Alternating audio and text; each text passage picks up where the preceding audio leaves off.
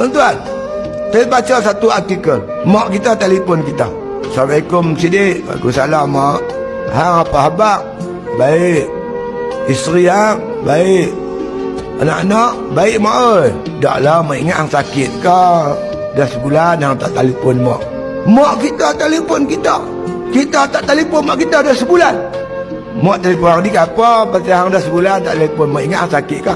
Cukup jadi anak derhaka. Pasal apa kita tak telefon mak kita? Kita sibuk, kita lupa mak kita.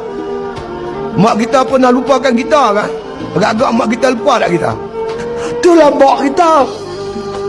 Ibu. Sayangkan anak, macam mana kita boleh lupa mak kita? Jadi tuan-tuan, melumpai ibu satu kesalahan.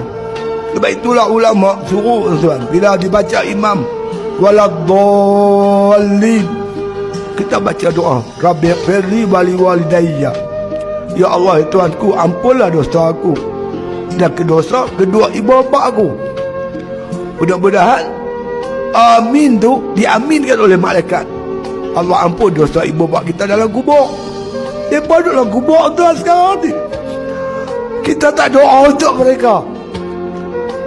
Paling kurang satu hari sekali doa untuk ibu dan bapa kita yang ada dalam kubur tu, supaya kita terlepas daripada disebut sebagai anak derhaka. Dosa kita banyak tuan-tuan, dengan Allah, dengan makhluk, dengan isteri kita, dengan anak-anak kita, ibu bapa kita. Jangan anggap kita tak ada dosa. Bila kita dapati malas nak buat ibadat, itu bermakna kita ada dosa lah tuan-tuan.